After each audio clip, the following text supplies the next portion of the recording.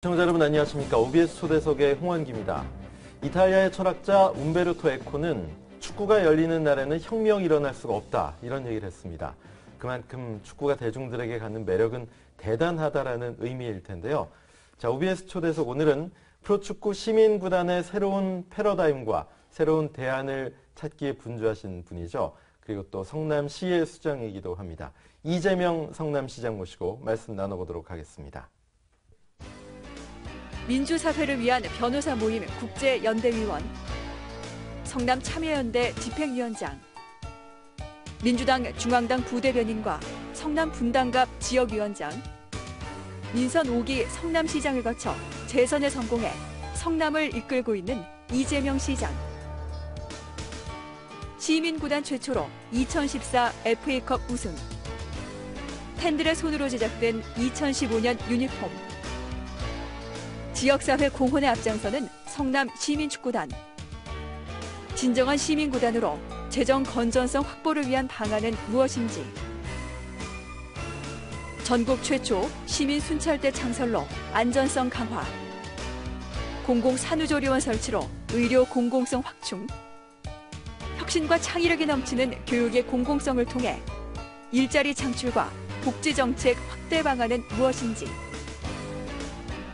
이재명 성남시장과 새롭게 도약하는 성남FC와 희망이 넘치는 성남시의 계획을 들어봅니다.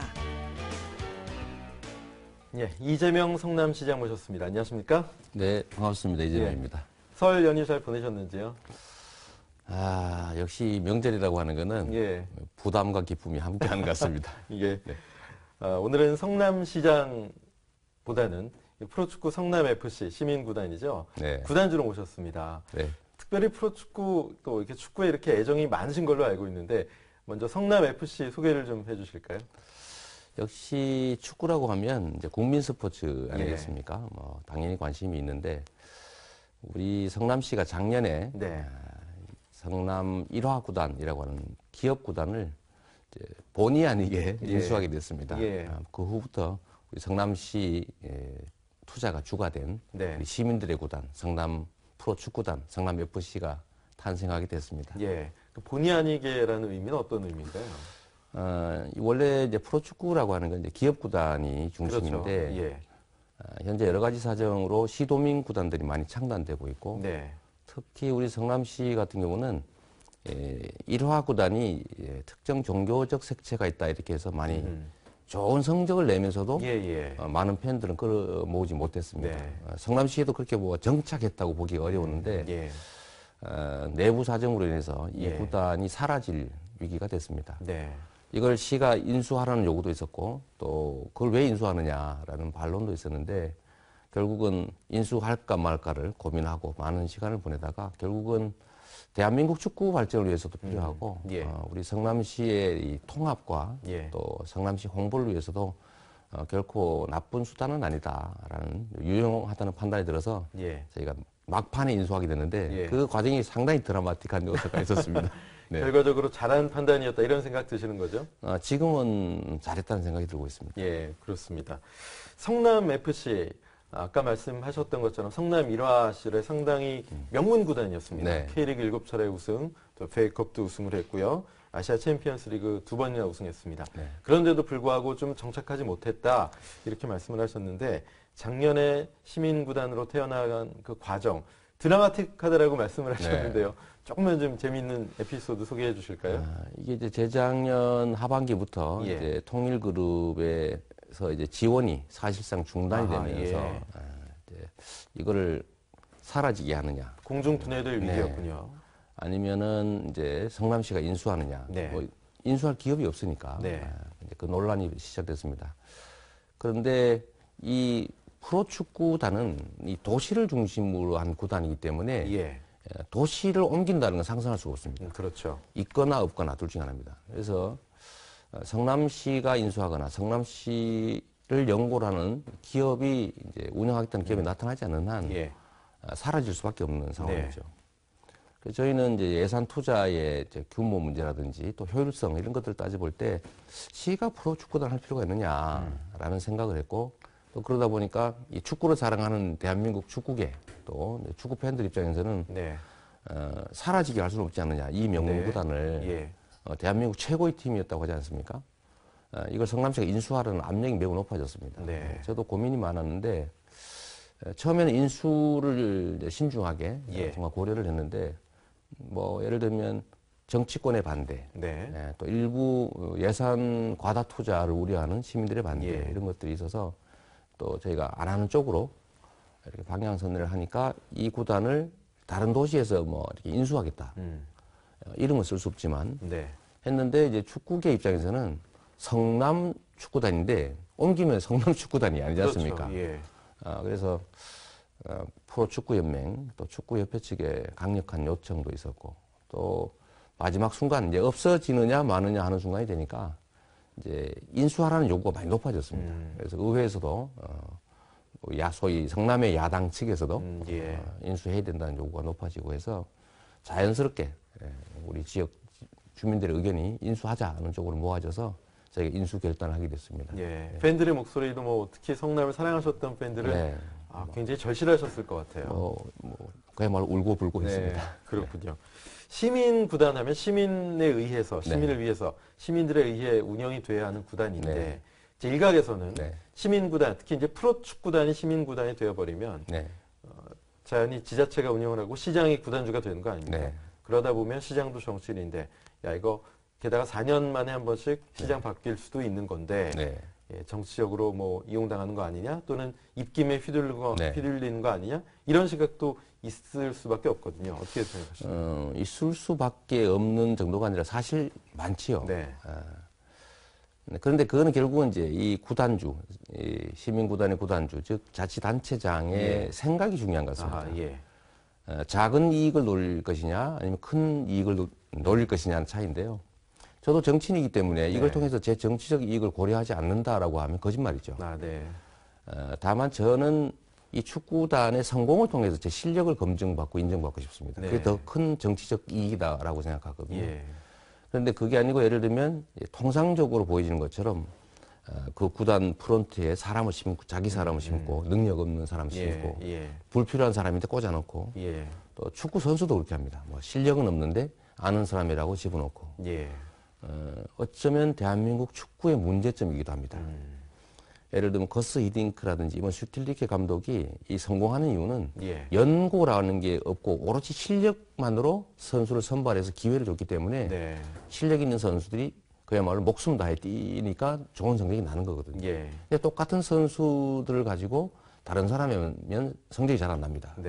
그 이유가 바로 실력에 의해서 공정하고 투명하게 구단이 운영되는 게 아니고 다른 요소들에 의해서 그 영향을 받기 때문에 실력이 점점 떨어지는 거거든요. 학연, 지연, 파벌 여러 가지가 있죠. 축구계도. 그래서 뭐 선수단도 그렇고 프런트도 그렇고 자꾸 다른 사람 집어넣고 쓸데없는 사람 늘리고 또 연고에 의해서 사람 쓰고 이러다 보니까 작은 이익은 챙기는데 결국은 좋은 평가를 못 받아서 시민구단 그러면 떠오르는 게 정치적 입김에 약한 구단 이런 이미지를 주지 않습니까?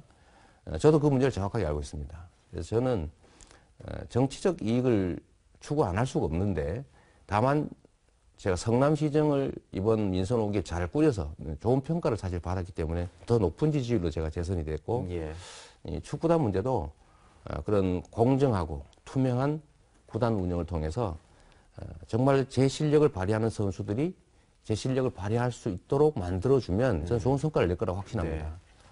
그렇게 해서 구단이 정말 다르구나. 시민구단도 기회가 있구나. 시민구단도 잘할 수 있구나. 진짜 정치로부터 독립되는 것이 훨씬 구단 운영에 도움이 된다라고 하는 걸 보여준다면 저한테 대한 평가가 훨씬 나아질 것이고요. 저는 그걸 통해서 제 정치적 이익을 좀 확보해 보려고 합니다. 시민구단이 정치적으로 자유로울 수 없다, 뭐 휘둘릴 수밖에 없다 이런 얘기가 나오는 것이 바로 이제 재정적인 문제하고 직결되어 있는 거 아니겠습니까? 특히 시민구단 하면 이거 돈이 없는 구단 이런 인상이 있게 마련인데 재정적으로는 어떤 좀 대안을 갖고 접근하고 계신가요? 이 선수단을 운영하고 또 그 팀을 운영한다고 하는 자체가 사실은 뭐 100억 이상의 큰 돈이 됩니다. 그런데 여기에는 첫째로는 이제 여기 관심 가진 후원 자원을 최대한 발굴해내는 겁니다. 예를 들면 기업 후원도 좋고요. 시민들의 후원도 좋고 예를 들면 중소 자영업자들을 아주 잘게 쪼개서 많은 사람들의 후원을 끌어내는 거. 여기에다가 필요 최소한의 재정적 투자를 하는 겁니다. 예. 올해는 저희가 70억 정도를 잡고 있었고 네. 장기적으로는 시의 재정 부담을 한 40억 정도까지 끌어내릴 생각인데 이 팀 운영이 공정하게 예. 투명하게 시민들 속에 자리 잡으면 재정 자립도가 서서히 올라가게 됩니다. 긴 시간을 갖고 이 농사 짓는 심정으로 씨 뿌리는 심정으로 조금씩 키워야 됩니다. 네. 애정 갖는 시민들을 많이 만들어내고 애정 갖는 기업들을 한 개라도 더 찾아내고 애정 갖는 사업자들을 찾아내면 차곡차곡 쌓이게 되거든요. 예. 이 재정 투자를 가지고 예를 들면 저희가 초기에는 한 100억, 그다음 뭐 80억, 70억, 60억, 50억 계속 줄여 나가는 중인데 올해도 상당히 줄인 편이거든요. 예. 이거에 대해서 예를 들면 성남시가 가지고 있는 다른 체육 종목 지원을 비교해 보면 크게 손해가 아닙니다. 네. 저희가 대한민국의 하키를 거의 성남이 전담하다시피 하고 있습니다. 그렇죠. 남자 하키를 성남이 예. 운영하고 있는데 거기도 수십억 들거든요. 뭐 예를 들면 태권도부, 또 펜싱부, 아이스하키부 이런 것들 유지하는데 엄청난 돈이 드는데 그로 인해서 얻는 시민 통합 또 성남시 홍보 효과에 비하면 한 4, 50억 정도를 들여서 이렇게 대대적으로 한국이 들썩들썩하는 그리고 가끔씩은 아시안컵 대회를 이번처럼 나가게 되고 그렇죠. 네, 또 거기서 승리하게 되면 세계컵 대회를 나가게 되는데 이런 과정을 통해서 얻는 이익에 비하면 한 4, 50억 정도의 안정적 투자는 결코 우리 체육 그 재정 지출에 비해서 그게 많은 게 아니어서 그 정도면 뭐 남는 장사다 이렇게 생각하고 있습니다. 그래서 안정적으로 4, 50억 정도의 재정 투자와 한 6, 70억 정도의 후원, 그다음에 거기에 관중 수입 이런 것들을 더해내면 저는 현재 있는 어떤 시민 구단들, 또 웬만한 기업 구단을 저는 넘어설 수 있다고 확신합니다. 네. 가장 중요한 부분이 이제 프로 구단의 존재 이유는 관중 네. 아니겠습니까? 그렇습니다. 관중 동원, 관중들에게 얼마나 많은 사랑을 받느냐인데 이제 시민 구단 성남 FC가 관중들의 사랑을 좀 더 받고 지역에 완전히 녹아들고 정착하기 위한 여러 가지 또 구단 차원에서의 홍보 필요할 것 같은데 어떤 것들이 준비가 되어 있습니까? 일단 축구는 스포츠고요. 예. 재밌어야 됩니다. 그렇죠. 뭐 의무감으로 갈 수는 없는 거거든요. 예, 일단 재밌어야 되고 그다음에 애정에 기반해야 됩니다. 네. 그게 소위 팬이라고 하는 건데요. 팬들은 축구단을 사랑하고 또 축구 선수를 사랑하고 축구 선수들은 팬에 대해서 배려하고 감사하고요. 근데 이런 선순환 관계, 소통하고 서로 존중하고 서로 감사하는 이런 관계들을 좀 더 많이 만들어야 됩니다. 그뿐만 아니라 새로운 팬들도 개발해야 되는데요. 많은 관중들이 관중으로 경기장에 올 수 있게 만드는 거. 이거는 평소 우리 축구단이 투자를 해줘야 됩니다. 네.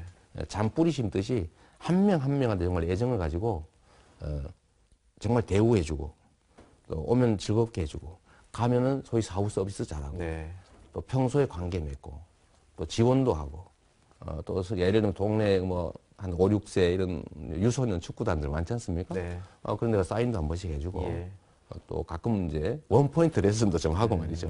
될지 안 될지 모르지만 그런 관심을 표명하는 것들이 서로 잘 융화되면 저는 골목 상권들하고 축구단 운영도 좀 이렇게 맞물리게 지금 꽤 노력하고 있는데 그런 것들이 합쳐지면 이 잔뿌리가 많은 구단이 될 것 같아요. 그러니까 큰 것만 노리는 게 아니라 큰 거는 최대한 노력하되 작은 것, 그 나다를 주어서 섬을 만드는 심정으로 애정 갖고 투자하면 저는 충분히 가능하다고 생각합니다. 친근하게 다가가는 모습 아주 좋고요.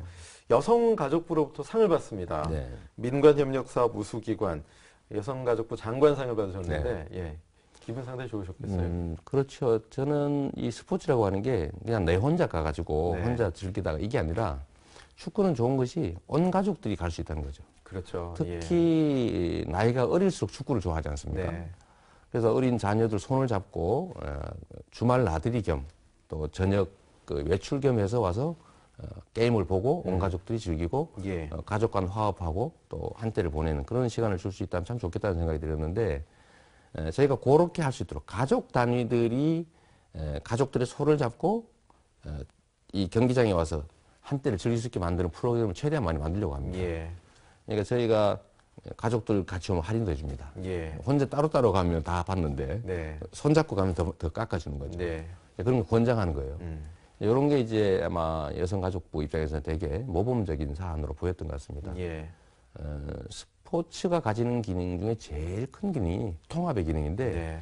이 통합의 기능을 뭐 국민 간 통합 또는 시민들 간 통합뿐만 아니라 가족 간 화합 차원에도 적용될 수 있다는 아마 좋은 사례였던 것으로 생각이 됩니다. 그걸 평가해 준 것 같아요. 예.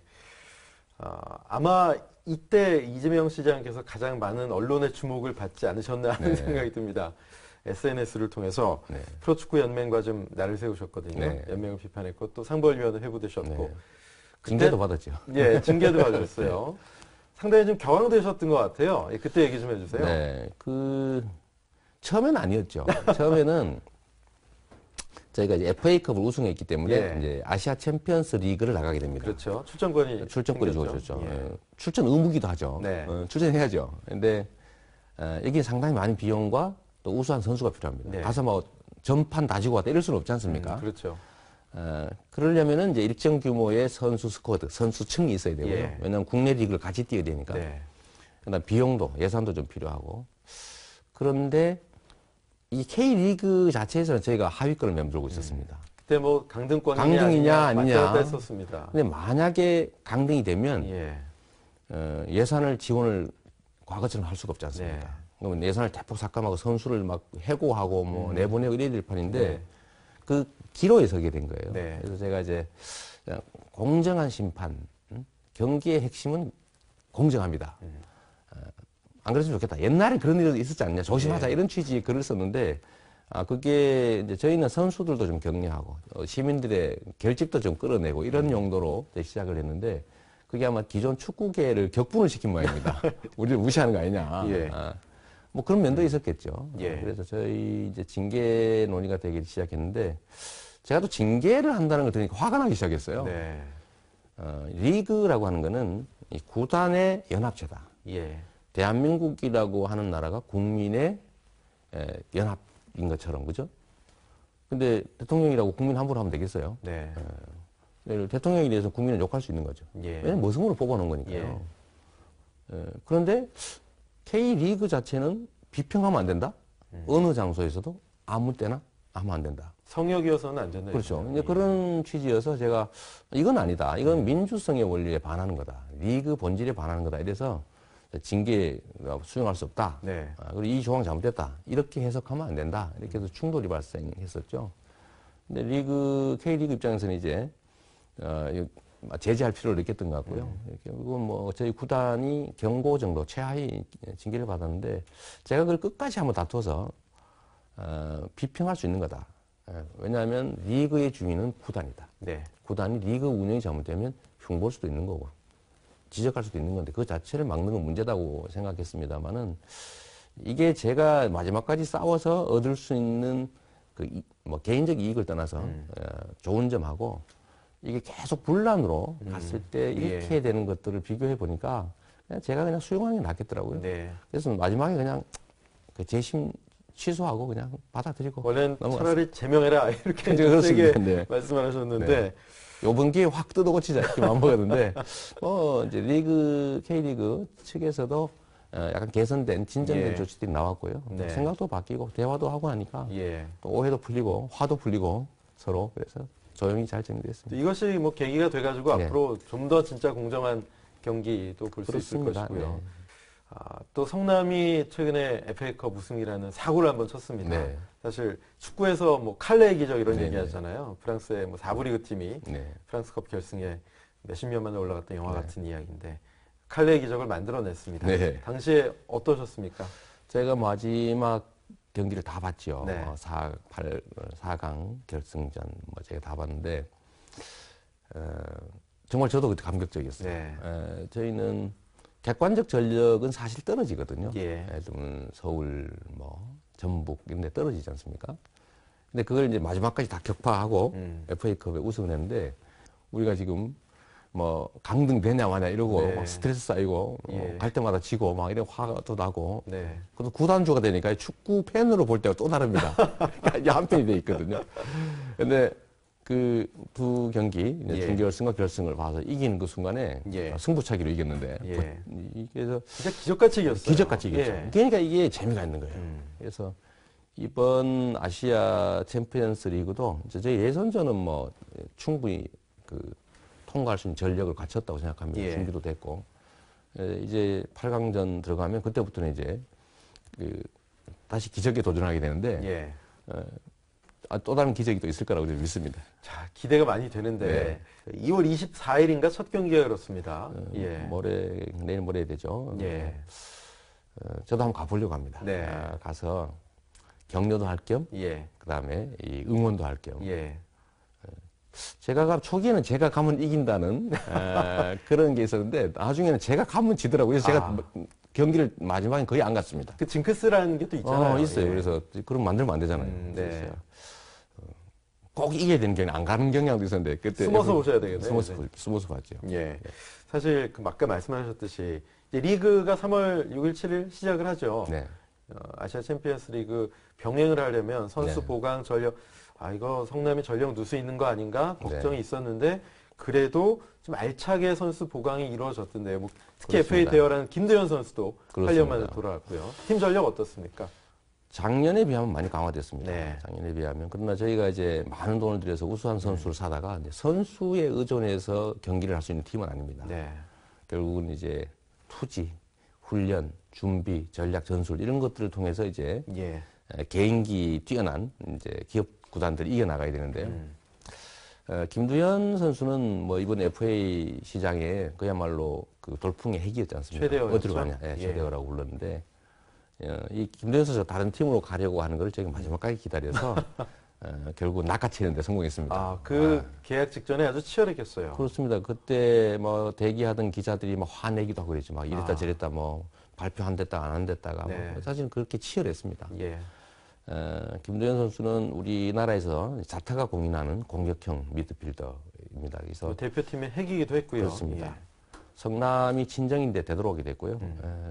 적당한 나이에 성남팀의 맏형 역할을 그 전진해서 공격과 수비를 연결한 미드필더 역할을 하게 됐는데 본인도 아주 만족스러워하는 포지션입니다. 본인이 가장 잘할 수 있는 포지션. 제일 잘할 수 있다고 평가되는 포지션입니다. 네. 그래서 그건 아주 대어를 낚았고요.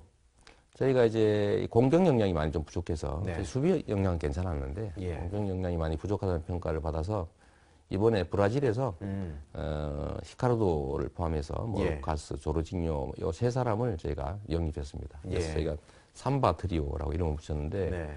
아마 기대하셔도 좋을 겁니다. 예, 알겠습니다. 또 김학범 감독의 용병술도 좀 그렇습니다. 기대를 해봐야 되겠습니다. 저는 대한민국 최고 감독이라고 생각합니다. 네, 그렇군요. 올해 2015 시즌 성남의 유니폼이 아주 화제가 되고 있습니다. 네. 강렬한 블랙이거든요. 네. 전 예전에 그 프로야구 해태 타이거즈 네. 유니폼이 좀 생각이 났어요. 어떻게 만들어진 겁니까? 유럽에는 이제 가끔씩 검은색.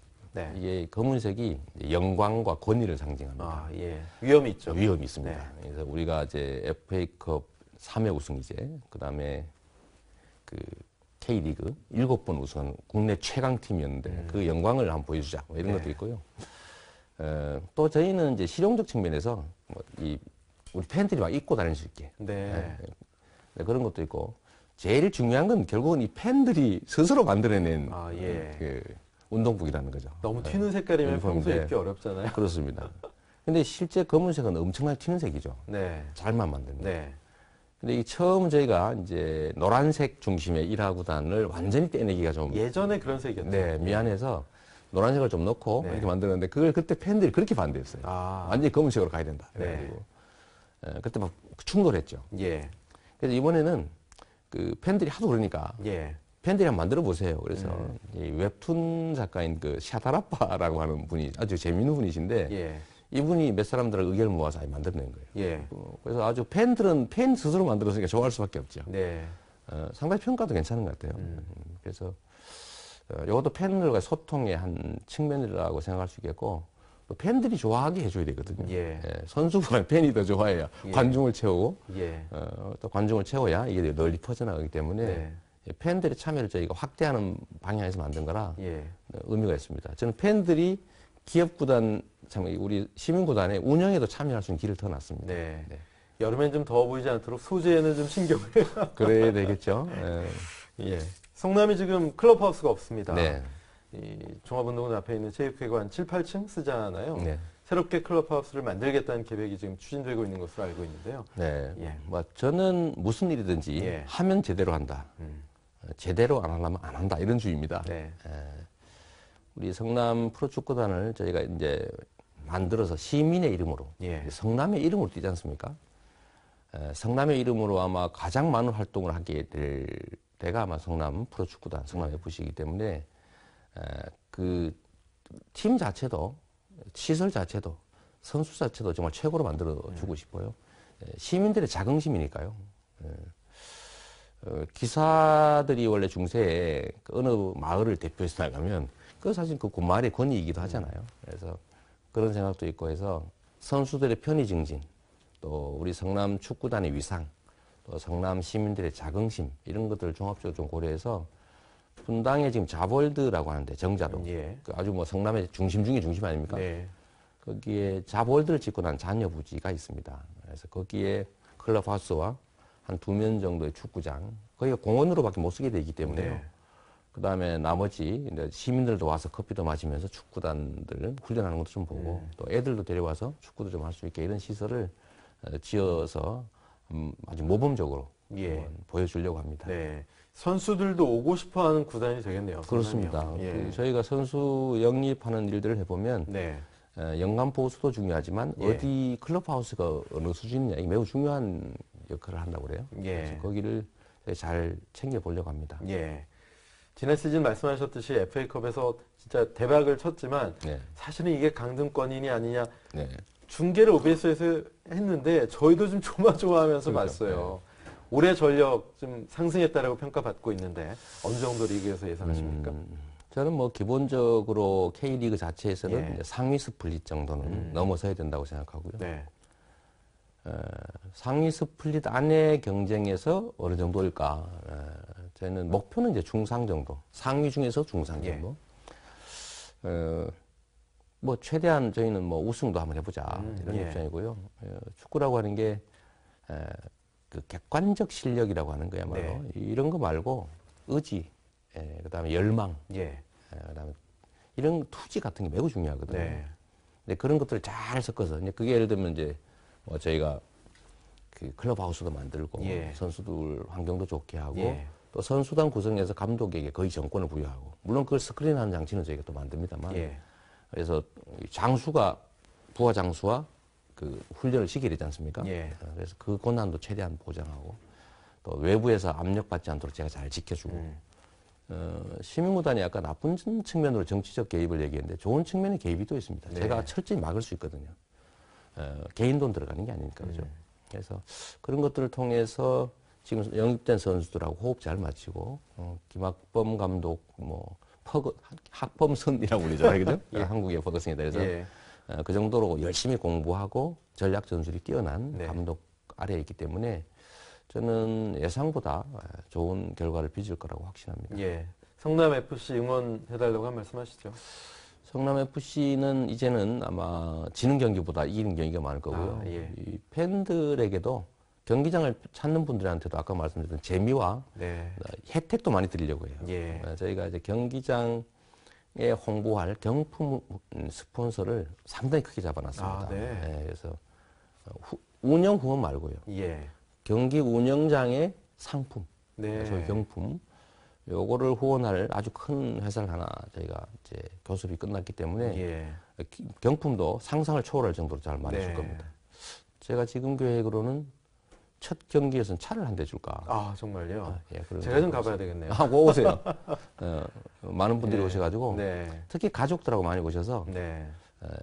짧은 한 2-3시간, 네. 2시간 정도지만 좀 즐거운 시간 보내시면 좋을 것 같아요. 아주 예. 짧으면서도 임팩트 있고 열정적인 시간을 보낼 수 있습니다. 예. 함께 가족단위로 박수 치면서. 예, 함께 즐길 수 있는 곳이 바로 그렇습니다. 네. 이 성남 FC뿐만 아니라 K리그 전 경기장이 되길 네. 진심으로 바라마지 않습니다. 예. 그리고 저희가 이제 하나 더 드리고 싶은 말씀이 네. 우리 시민구단이 모범이 돼야 되지 않겠습니까? 예. 이게 그냥 돈 들여서 선수 운영해서 그냥 몇 등하고 이게 아니라 저기는 정말 잘한다. 저기는 예. 배울 게 있다라고 하는 모범구단이 되려고 합니다. 예. 우리 시민구단이 해야 될 일 중에 예. 여러 가지가 있는데 그 중에 하나는 공익성을 담보하는 겁니다. 왜냐하면 시민들이 내는 세금으로 상당 그렇죠. 부분을 커버하기 예. 때문에 시민들 전체에게 혜택이 돼야 되거든요. 그래서 저희가 이제 우리나라에서는 처음으로 해보는 일이긴 합니다만 제 공익 스폰서 제도를 도입했어요. 네. 그러니까 저희가 기업 후원을 받긴 받는데 그게 해당 기업들을 뭐 어깨니 가슴이니 마구 붙이지 않고 예. 해당 기업들 큰 스폰서들의 동의를 얻어서 공익 광고를 하기로 했습니다. 네. 그 공익 광고는 서민 빚갚기 프로젝트. 비탄감 프로젝트. 네, 그거를 히트를 치고 있는 것 같은데요. 네, 저희가 롤링 주빌리라고 예. 해서 저희가 선수들 이제 그 가슴에 새기게 될 텐데 이 롤링 주빌리라고 하는 게 그야말로 장기 연체된 채권, 갚을 수 없는 채무로 고생하는 사람들의 그 악성 채권들, 예. 이런 채권자로서 가치 없는 채권들을 저희가 사서 모금으로 사서 없애주면 이분들이 다시 정상적인 생활로 복귀할 수 있습니다. 보통의 멀쩡한 채무자의 빚을 탕감해 주자는 게 아니라 도저히 갚을 능력이 없는 네. 사람들. 그래서 시중에서 원금 기준으로 한 2%에 거래되는 그야말로 쓰레기 채권들. 네. 그러나 그건 채무자에게 있어서는 여전히 마귀 같은 채권입니다. 그렇죠. 이걸 없애주는 운동이 전 세계적으로 일어나고 있는데 소위 월가 점령 시위 이후에 전 세계적인 운동이 확산되고 있습니다. 그래서 우리 성남시가 이거를 좀 총대를 메고 롤링 주빌리라는 이름으로 서민 비탄감 프로젝트라고 하는 예. 그야말로 우리 온 국민이 관심 있어 하는 그런 공익 그 광고를 한번 처음으로 해보기로 했습니다. 예. 좋은 설례를 좀 만들어 주시기 네. 바랍니다. 감사합니다. 예. 이제 구단주, 이재명 구단주의 이야기를 여기서 좀 접어볼까 네. 하고요. 이제 성남시장으로 한번 돌아가 네. 보겠습니다. 최근에 또 언론의 주목을 받으셨던 게 저는 이 보도를 보면서 이거 접근이 좀 자극적인 거 아닌가 이런 네. 생각이 좀 들었습니다. 청소 용역 업체 특혜 의혹 네. 뭐 이렇게 보도가 나왔었어요. 검찰의 조사를 받으셨는데 네. 시장님께서 이건 종북몰이다 네. 말씀하셨잖아요. 어떤 얘기였습니까? 그게 종북몰이인 걸 제가 명확하게 입증할 수 있습니다. 네. 첫째는 이 회사가 개인의 회사가 아니고 예. 현장에서 청소 노동에 종사하는 사람들이 만든 협동조합입니다. 네. 특정인한테 준다는 게 아니라 청소 노동자들에게 주었는데 그 노동자들 조합원 구성원 중에 한두 명, 두세 명이 예. 아마 통합진보당의 당적을 가지고 있었던 것 같아요. 네. 그건 우연이죠. 이 3개의 똑같은 조건의 청소 노동자들이 만든 청소회사 중에서 저희가 선정을 했는데 이 선정을 제가 한 게 아니고요. 새누리당 시의원, 또 회계사, 변호사, 대학 교수 같은 외부 인사들이 주축이 된 데에서 선정을 했습니다. 근데 새누리당 시의원이 여기다 만점을 줬어요. 이 회사에. 그래서 그 회사가 그래서 선정이 됐죠. 선정 과정도 그렇게 투명했고요. 그 다음에 이게 2011년 초에 만들어졌는데. 잠시만요. 그 새누리당 시의원이 만점을 줬다라고 하셨는데 그거는 만점을 줄 만한 그런 회사였다는 말씀이시죠? 그렇습니다. 예. 뭐 정말 특혜 비리나 연관이 다 그쪽에 예. 있다고 해야지. 예. 이건 아니라는 뜻이고요. 네. 그 다음에 이게 2011년 만들어졌는데 이걸 사회적 기업으로 인준을 해가지고 예. 경기도지사가 예비 인정하고 중앙정부의 고용노동부가 본 인정을 해서 2011년부터 작년 올해 예. 까지도 매년 4천만 원 정도, 네. 올해는 2,200만 원 정도를 중앙정부가 지원하고 있었습니다. 이명박 대통령이 아주 행정학 교과서에도 안 나오는 획기적 대책이라고 해서 저희 직원이 이 청와대 가서 설명도 하고요. 전국의 벤치마킹을 한 7, 80개 자치단체가 왔습니다. 네. 그래서 일부 따라서 시행하는 데가 있습니다. 만약 이 회사가 문제가 있었다면 말이죠. 보조금을 공짜로 준 게 더 이상하지 않습니까? 예.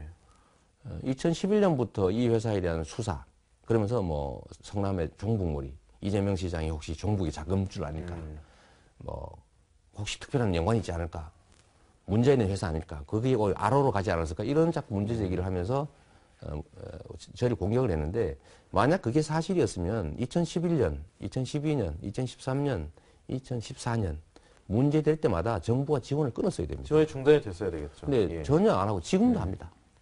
올해도 하게 돼 있어요. 안 한다는 얘기를 들어보지 못했습니다. 그래서 선정 과정에서도 시라기보다는 외부 인사들이 했고, 그중에서도 새누리당 시의원이 제일 많은 점수를 줬고, 경기도지사 또 이명박 대통령, 그 후 취임한 박근혜 대통령까지도 이 회사에 대해서 계속적으로 자금 지원을 해줬기 때문에 여기에 용역 일거리 저는 일 시킨 거잖아요. 예. 이런 거를 가지고 종북이니 종북 의심된다, 특혜 의심된다 이런 식으로 문제 삼는 건 진짜 문제입니다. 하나만 더 얘기하면요. 수사를 한 번만 하면 됐지. 검찰만 지금 3번째입니다. 성남지청이 한 번 했고요. 그때도 그다음에 또 수원지검이 한 번 했고요. 한 2년 됐죠. 이번에 또 서울지검이 한 거예요. 이건 말고도 감사원, 경찰의 합동조사도 있었습니다. 예. 그래서 이게 객관적 실체를 들여다보려는 게 아니고 결국은 이거를 수사하는 걸 빙자해서 정치적 공격을 자꾸 한 거죠. 알겠습니다. 민선 5기 잘 마무리하셨고 민선 6기 다시 어깨 무거우실 것 같습니다. 여러 가지 시정 목표를 제시를 하셨는데요. 가장 역점을 두고 추진할 것 어떤 게 있을까요? 저는 우리 현재의 대한민국 사회의 제일 큰 문제는 정부가 맡아야 될 공적 역할, 사회가 맡아야 될 공적 역할들을 자꾸 줄이고 그 책임을 개인들에게 너무 지나치게 많이 떠넘기는 바람에 사람들의 삶이 너무 팍팍해졌다고 생각합니다. 즉 공공성이 점점 취약해지고 있는 거죠. 공적 책임이 점점 약화되고 있기 때문에 개인들은 그야말로 정글 속에 내던져지고 있죠. 약육강식의 정글 속에 내던져지고 그 속에서 무한 경쟁을 통해서 살아남기도 어렵지만 또 그 속에 살아남은 소수의 그 승자들이 그야말로 독식해버리는 그런 사회가 이제 문제라는 생각을 갖고 있습니다. 저는 성남시라고 하는 작은 지방정부를 맡고 있지만 성남시가 가지고 있는 역량이라든지 이런 여러 가지를 동원해서 성남이 아주 모범적으로 이 공적 책임을 강화한 개인들의 삶을 개인들의 영역으로 내던지지 않고 개인들의 삶의 상당 부분을 시가 책임져주는 그런 사회의 전형을 한번 만들어 보고 싶습니다. 아주 요약하면 우리 성남시 민선 6기의 시정 목표는 공공성의 강화다. 시정부의 공적 책임을 강화하는 그런 정부가 되려고 마음먹고 있습니다.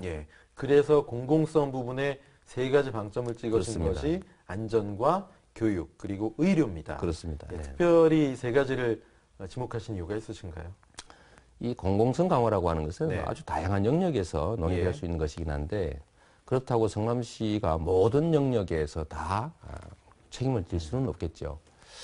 근데 그 중에서 이제 몇 가지 이 중요한 걸 골라냈고 그 골라낸 것 중에 핵심이 사람이 안전하게 살아남아야 그나마 다음에 복지든 뭐든 한다. 그래서 이제 안전 문제 하나. 두 번째는 사람의 일생을 결정하는 것이 그 배우는 시기에 교육 기회가 얼마나 공평하게 부여되느냐는 겁니다. 이 교육 기회가 실제로는 부모들의 사교육이라는 형태로 아주 불평등하게 배분되고 있죠. 돈 많은 집은 좋은 학교 가고 이렇게 되기 때문에 교육 영역에서 공공성을 강화하자. 그 다음에 마지막으로 시민들의 이 삶의 수준이 올라가면 의료 영역이 관심이 높아집니다. 즉 건강 문제죠. 그래서 우리나라는 지나치게 민간 의료 비중이 높고 공공의료는 선택하려도 선택할 수도 없는 그런 아주 비정상적인 상황이기 때문에 우리 성남시에서는 의료 영역의 공공성을 강화해서 꼭 필요한 진료를 꼭 필요한 비용 정도로 받고 돈이 목적이 아닌 시민들의 건강을 목적으로 하는 공공의료를 좀 더 확충하자. 이런 3가지 목표를 두고 있습니다. 그 말씀하신 3가지 안전과 의료, 교육의 공공성 강화를 위해서는 어쩔 수 없이 예산이 그렇습니다. 투입이 돼야 됩니다. 한때 모라토리움을 선언했었던 하지만 지금은 이겨낸 성남의 지금 재정 건전성 어느 정도입니까? 우리 성남의 재정 건전성은 한때 그렇게 시끄러웠지만 안전행정부 평가로 그 재정 건전성, 효율성, 안정성 이런 측면에서 전국 최고 1등 받았습니다. 사람들이 의아하게 생각하는데 모라토리움 운운 해놓고 지금 재정이 1위라는 게 말이 되느냐라는 얘기를 하십니다.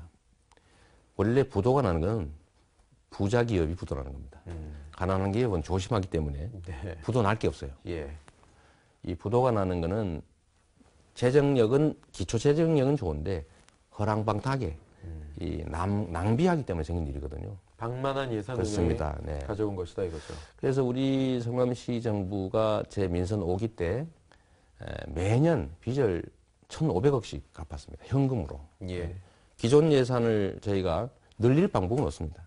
세입을 결정할 권한은 지방자치정부에 없기 때문에 중앙정부가 다 정해준 걸 가지고 지방자치정부는 집행을 어디다 할 거냐 선택할 권한만 있기 때문에 세금은 똑같거든요. 수입은 똑같은데 이 지출 영역에서 대대적인 구조 조정을 하는 겁니다. 낭비 줄이고 보도블록 한 번 막 갈아 끼는 거 안 하고 쓸데없는 공사, 불효불급한 공사하지 않고 미루고 이렇게 하면서 저희가 연간 1,500억 가량을 절감을 해가지고 현금으로 빚을 갚았습니다. 그때 시 자산도 좀 많이 매각을 했잖아요. 자산은 1,200억 정도 되는 걸 매각했죠. 그럼 그건 기업 유치를 한 거니까요. 근데 이런 걸 통해서 또 다른 땅을 샀고, 그래서 이번 2013년 12월 말까지 4,572억을 저희가 갚고 이제 빚은 다 턴 거죠. 그다음부터 작년부터 재정이 정상화돼서 올해부터는 아주 안정적이 된 겁니다. 일자리 문제가 또 여전히 중요할 겁니다. 그렇습니다. 일자리 정책 어떻게 계획하고 계십니까? 지방자치단체는 산업 경제 정책을 결정할 권한은 없기 때문에 뭐 큰 변화를 주기는 어렵습니다. 일단 저희가 하는 일들은 이제 외부 기업하기 좋은 환경을 만들어서 경쟁 관계에 있는 다른 지역으로부터 성남시로 가는 기업을 유치하는 게 중요하거든요. 근데 이게 꽤 효과가 있습니다. 좀 전에 말씀하셨던 저희가 재정도 확보하면서 기업을 유치하기 위해서 성남 아주 노른자위 땅을 기업 용도로, 업무 용도로 바꾸면 또 가격도 올라가거든요. 바꿔서 기업을 유치하고 재정도 확보하면서 해당되는 땅만큼을 다른 데서 확보하고 이런 작업들을 하고 있는데 이걸 통해서 재정 확보하고 기업 유치하면 그 기업 내에 일하는 사람들이 생겨납니다. 그래서 일자리가 늘어나고요. 지금 우리 성남시 같은 경우는 이제 공기업 이전 문제 때문에 이제 소위 산업 공동화, 도시 공동화를 걱정하는 분들이 계십니다. 그러나 우리는 이제 여기를 이제 위기를 기회 요인으로 바꾸는 데 성공했습니다. 공기업 이전 부지를 빨리 팔기 위해서는 거기다 아파트 짓는 게 제일 빠르거든요. 분양이 잘 되니까요. 제가 성남시 공기업 이전 부지에 아파트나 주거 용도로 건물을 짓는 건 불허한다. 명확한 방침을 정해서 대대적으로 발표하고 또 기업들한테 이제 공문까지 보냈습니다. 큰 기업들한테. 사셔도 건축 허가는 안 됩니다. 이랬더니 안 팔린 거죠. 그러니까 그런 용도로 안 팔리고 이제 기업들만 기업 용도로 사게 되는데 최근에 그게 성과가 나서요. 이제 LH 공사 이전 부지는 서울대학교가 매수해가지고 거기는 이제 창조 헬스 클러스터, 의료 관련된 산업 그 근거지로 쓰기로 했고요. 도로공사 부지는 지금 제2판교 테크노밸리 부지로 사용하기로 돼서 거기도 아주 유용하게 산업들이 입지하게 됐습니다. 근데 이런 것들을 통해서 기업들이 많이 들어오면 일자리는 자연스럽게 늘어나는 거죠.